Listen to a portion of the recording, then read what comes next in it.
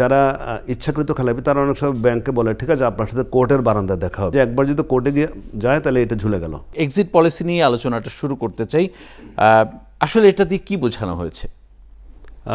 ধন্যবাদ আপনাকে। মূল বিষয়টা হচ্ছে এক্সিট পলিসি, যেটা বাংলাদেশ ব্যাংক 28শে জুন নতুন একটা সার্কুলার জারি করলো। কিন্তু বিষয়টা হচ্ছে 2022 সাল থেকে শুরু করে 25 সাল পর্যন্ত কমপক্ষে 4টা সার্কুলার ছিল বিভিন্নভাবে এক্সিট নেওয়ার বিষয়ে, সুদ মওকুফ কিংবা তার নীতিমালা নির্ধারণ, কোনটা মওকুফ করা যাবে কোনটা যাবে না, এটা নিয়ে এটির আগে কমপক্ষে 4টি সার্কুলার ছিল। তার মানে এটি নতুন কোনো বিষয় না, এটা অভিনব না। এক, দ্বিতীয় হচ্ছে ব্যাংকগুলো কিন্তু বাংলাদেশ ব্যাংক সেই নীতিমালার আওতায় তাদের বিভিন্ন ব্যাংকের বিভিন্ন ধরনের এক্সিট পলিসি কিংবা সুদ মওকুফ পলিসি ছিল। এগুলোকে বিভিন্ন ব্যাংক বিভিন্নভাবে ব্যবহার করতে বলে বাংলাদেশ ব্যাংক 22 সাল থেকে 3-4বার সার্কুলার দিয়ে, 4বার কমপক্ষে, যে এটাকে একটা মোটামুটি স্ট্যান্ডার্ডাইজ করার চেষ্টা করেছে। ওখানে খুব স্পষ্টভাবে বলা ছিল কী করা যাবে কী করা যাবে না, কোনগুলোকে করা যাবে কোনগুলো করা যাবে না। তো সুতরাং এই বিষয়টি কিন্তু নতুন নয়। এখন নতুন যেটা বিষয়টা হচ্ছে যে এটাকে আরেকটু সম্ভবত লিবারেল কিংবা একটা ঢালাও করা হয়েছে, এটা আমার ধারণা।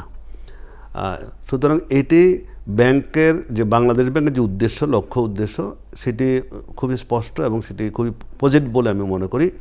কারণ কথা হচ্ছে যে ব্যাংকগুলো সুদ আসল সহ আদায় করার জন্য যখন তারা মামলায় যায়, তারা অর্থনৈতিক আদালতের শরণাপন্ন হয়, তখন সেখানে 5 থেকে 7 বছর এটা ঝুলে যায়। এবং অনেক সময় যারা ইচ্ছাকৃত খেলাপি তারা অনেক সময় ব্যাংকে বলে ঠিক আছে আপনার সাথে কোর্টের বারান্দায় দেখা হবে, এটা আমরা অনেকবার শুনেছি ওদের কাছ থেকে। তো ওরা জানে যে একবার যদি কোর্টে গিয়ে যায় তাহলে এটা ঝুলে গেল। তো সুতরাং সেইখান থেকে বের করে আনার জন্য এরকম একটা পলিসির খুব দরকার ছিল, যদিও ব্যাংকগুলো এটা করে আসছিল বিভিন্ন সময়ে। রাইট।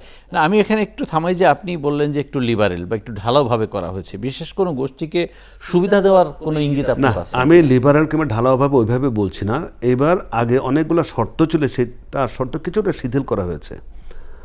তবে দু একটি বিষয়, যেমন মনে করেন বলা হয়েছে যে রাষ্ট্রায়ত্ত ব্যাংকগুলো কিংবা যে বিশেষায়িত প্রতিষ্ঠানগুলো তারা কোনো আয় খাত ডেবিট করে এটা করতে পারবেন। আয় খাত ডেবিট করা মানে হচ্ছে যে মনে করেন আপনি ইন্টারেস্ট নিয়ে ফেলে আপনি ইনকামে নিয়ে ফেলেছেন। এখন আপনি যদি ক্লায়েন্টের সাথে যদি এমন কোনো কথা হয় যে আমি ইন্টারেস্ট নিব না, তাহলে আপনাগুলো ফেরত দিতে হবে। এটা ফেরত দিতে গেলে আপনাকে ইনকাম ডেবিট করতে হবে।